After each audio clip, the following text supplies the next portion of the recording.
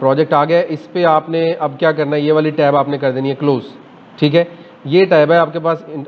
थोड़ा सा मैं इंट्रोडक्शन इसका करवाता हूँ, नेक्स्ट लेक्चर में इसको हम डिटेल से देखेंगे जब इसको इंस्टॉलेशन बताऊंगा और सारी चीज़ें बताऊंगा। ठीक है, तो यहाँ पे देखें ये प्रोजेक्ट लिखा हुआ है। प्रोजेक्ट के बाद यहाँ पे आपने प्रोजेक्ट पे क्लिक करना है। अगर आप अकेला एंड्रॉयड पे क्लिक करेंगे तो सिर्फ एंड्रॉयड का प्रोजेक्ट आपको नजर आएगा। अच्छा, मैं प्रोजेक्ट क्यों कह रहा हूँ, क्योंकि प्रोजेक्ट के अंदर आप यहाँ पे गौर करें तो आपको एक iOS का टैब नजर आ रहा है, एक एंड्रॉयड का टैब। यानी फ्लटर फ्रेमवर्क जो है, आप जो लाइन लिख रहे हो उसको वो दो ऑपरेटिंग सिस्टम्स के लिए तैयार कर रहा है, एक iOS के लिए और साथ ही साथ एंड्रॉयड के लिए। तो ये इससे हमें कोई गरज नहीं है, हमने कोड लिखना है लिब फोल्डर के अंदर। लिब फोल्डर के अंदर मेन के अंदर हम कोड लिखेंगे, तो ये मेन फाइल हमें वो बाय डिफ़ॉल्ट ओपन करके बाहर ही दिखा देता है। ठीक है, तो इसके ऊपर मैं यहाँ पे करूँगा डबल क्लिक, दैट्स इट। बाकी टूल को आप जितना एक्सप्लोर करेंगे आपको चीज़ें नज़र आती जाएंगी। मेन मेन्यू में यहाँ पे क्या है, यहाँ पे क्या है, ये सारी चीज़ें मैंने अलग वीडियोस में बताई भी हुई हैं। मैं वहाँ से वो आपको लिंक भी शेयर कर दूंगा नीचे कि इसको एंड्रॉयड स्टूडियो को अलग से, एंड्रॉयड स्टूडियो को आप एक बना हुआ है ट्यूटोरियल। ठीक है, तो फिलहाल ये कोड है हमारे पास, इसको मैं पहले कोलैप्स कर लूँ। इसको हमने अंडरस्टैंड करना है, इसको हमने समझना है।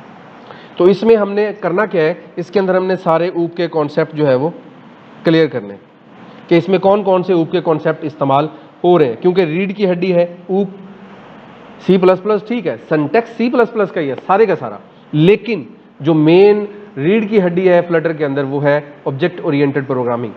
तो अगर वो नहीं आती तो समझेंगे आपको फ्लटर नहीं आती।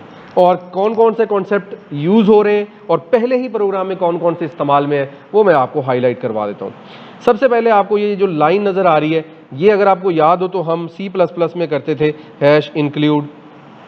ठीक है, लाइब्रेरीज ऐड करते थे। अगर पाइथन कर रहे हो तो वहाँ तो इंपोर्ट करते हैं, जावा में भी इंपोर्ट करते हैं। तो ये वो है लाइब्रेरीज को अटैच करना, दैट्स इट। इसका और कोई मकसद नहीं है। इसमें हमने क्या अटैच किया हुआ है जनाब, material dot dot. Material dot dot क्या है, सीखने का, समझने का सबसे आसान तरीका। क्या करना है आपने, मटीरियल है, what is material dot dot, तो हम यहाँ पे गूगल करेंगे फौरन से। ठीक है, इससे पहले कि हमें मजीद शक व शुबा हो, एक एक दफ़ा जो क्लियर होती गई ना चीज़ आपके माइंड में बैठ गई, वो दोबारा कभी भी आपको तंग नहीं करेगी।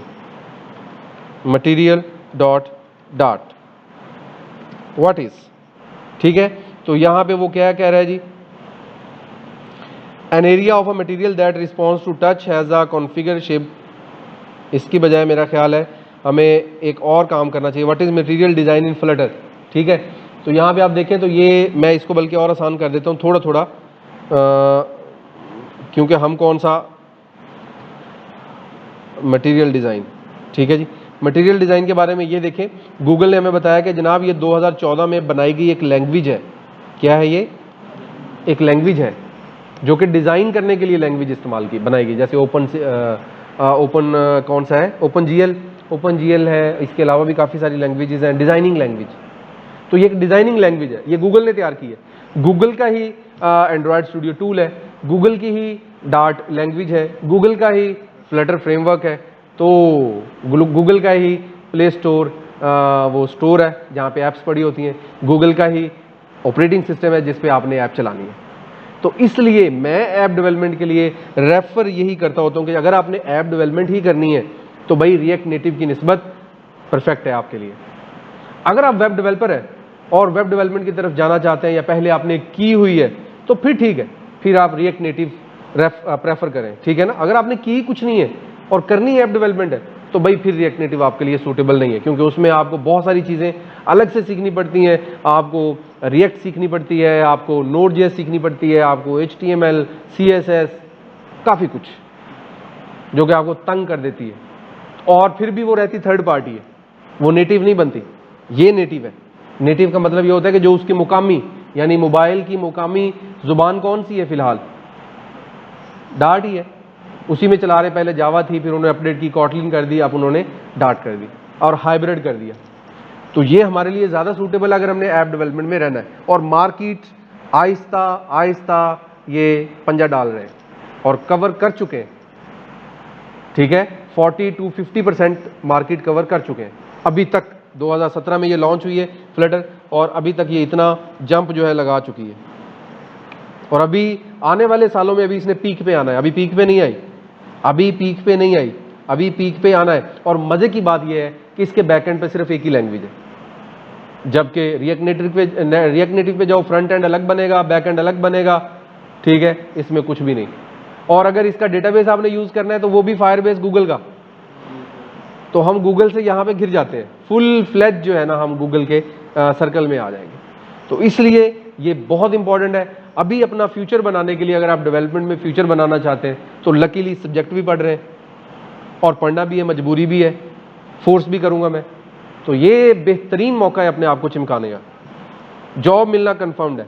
अभी आपको दिखाऊंगा कि जहाँ पे आपकी जॉब्स भी आई हुई हैं एंड्रॉयड डेवलपर की, और वो भी आपको दिखाता हूँ, और बहुत ज़्यादा काम आ रहा है मार्केट में अभी। तो अभी हम इसको एक्सप्लोर करते हैं जी। कितनी वीडियो बन चुकी है जी? ठीक है। तो इसमें सबसे पहले मैंने मटेरियल डॉट डार्ट आपको बता दिया, क्योंकि हमने सारा जो डिज़ाइनिंग करनी है ऐप, एंड्रॉयड ऐप के अंदर, तो वो करनी किसके अंदर है? Material dot dart. तो मटेरियल डॉट डार्ट को ऊपर लगाना ज़रूरी है। अच्छा, अब इसमें वही काम जो C++ में होता था, मेन मेथड के बगैर कोड नहीं चलेगा, तो इसमें भी मेन मेथड लगा हुआ है, मेन फंक्शन लगा हुआ है। अगर आप इसको खोलें तो इसमें एक मेथड चल रहा है, यानी अगर मैं इसको हटा दूं, तो मैं यहाँ पे अपनी सिंपल कोडिंग कर सकता हूं, जैसे मैं सिंपल कोडिंग करना चाहता हूं, ऐसे बिल्कुल सिंपल कोडिंग प्रिंट एफ के साथ वो C++ फुल फ्लैज में यहाँ पे अपनी रन कर सकता हूँ। सिर्फ अगर मुझे ऐप डेवलप करनी है, मुझे उसका डिज़ाइन लेआउट शो करवाना है, तो मुझे एक मेथड एक्सेस करना होगा जिसका नाम है रन ऐप मेथड, ठीक है। रन ऐप मेथड को अलग से भी बताया गया है। यहाँ पे अगर आप आते हैं वेबसाइट के अंदर, तो यहाँ पे बड़ी डिटेल के साथ यहाँ पे आपको समझाया गया है कि रन ऐप मेथड क्या है और चीज़ें क्या है। आप बड़े आसानी से इसको कवर अप कर सकते हैं, टाइम स्पेंड करना पड़ेगा, ठीक है। ये डार्ट आ गई, सॉरी डार्ट में आगे हमने जाना था इधर फ्लटर में। तो ये देखें जी यहाँ पे ये run app method in Flutter, counter app इन, तो हर चीज़ इसमें डिटेल से एक्सप्लेन्ड है। तो मैं जानबूझ के वो चीज़ें कवर कर रहा हूँ ताकि आप यहाँ से ज़्यादा सुने भी। यहाँ तक खत्म हो गई जी बात। रन ऐप मेथड किस लिए है? ये रूट स्क्रीन कह लें, रूट मेथड कह लें, जहाँ से आगे आपका UI इंटरफेस मोबाइल ऐप का बनना शुरू हो जाता है। और इसके अंदर ये जो चीज़ आगे बन रही है, इसको तो वैसे तो हम क्लास ही कहते हैं, ठीक है, क्लास कहते हैं, लेकिन क्लासेस नहीं कहेंगे। यहाँ पे हम क्लासेस के लिए लफ्ज़ एक नया यूज़ करेंगे,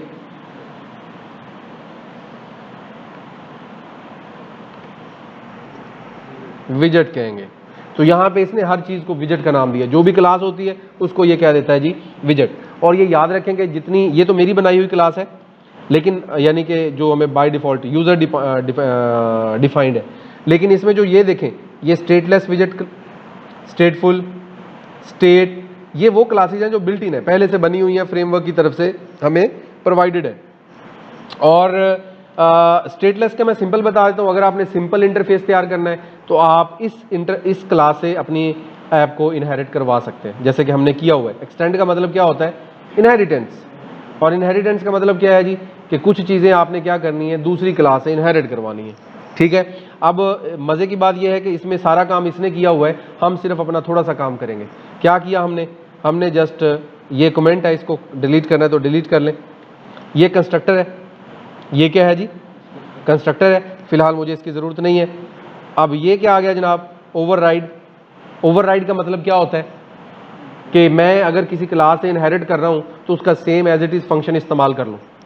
ये आपने ऊप में बातें सुनी हुई है, यहाँ पे इम्प्लीमेंटेड है, यहाँ पे आपको लागू पहले लेक्चर के अंदर मैं बता रहा हूँ। हमारी पहले लेक्चर में ऊप खत्म हो जाएगी, जितनी ऊप हमें चाहिए उतनी यहाँ पे मैंने आज खत्म करवा देनी है। तो यहाँ पे ओवरराइड का मेथड ये है कि ये बिल्ड मेथड जो है ये मेरा नहीं है, ये मेरी क्लास कौन सी है?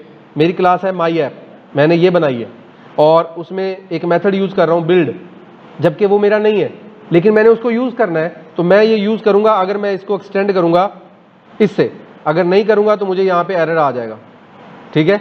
ये मैं method use, the method does not override inherited method, ठीक है। तो मैं यहाँ पे इसको यूज़ करूँगा, तो इस क्लास का ये मेथड है। अगर मुझे देखना है कि इस क्लास में ये है कि नहीं, तो मैं यहाँ पे कंट्रोल दबाऊंगा। ये कॉन्स्ट को बेशक ख़त्म कर दे, कॉन्स्ट की भी ज़रूरत आपको नहीं है, फिलहाल बताएंगे क्यों कॉन्स्ट यूज़ होता है। तो यहाँ पे कंट्रोल दबाएं और ये देखें इसकी शक्ल चेंज हो गई है।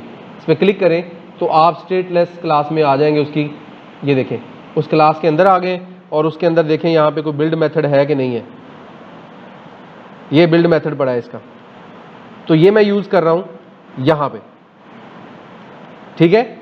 और यहाँ पे देखें, इसको एक पैरामीटर भी उसने कहा है, तो हम भी पैरामीटर उसका एज इट इज ही लिख लिया हमने, और ये इसकी रिटर्न टाइप है, विजेट इसकी रिटर्न टाइप है, ठीक है। मैं इसको खोलूंगा, मैंने क्या किया इसके अंदर, मैंने जस्ट इसमें एक रिटर्न करवाई है, एक क्लास रिटर्न करवाई है जिसको हम विजेट कहेंगे, वो मैंने रिटर्न करवाई है जिसका नाम क्या, मटेरियल ऐप। मटेरियल ऐप मैं यूज़ उस वक्त कर पाऊंगा जब मैंने ये ऊपर लगाई होगी, ठीक है।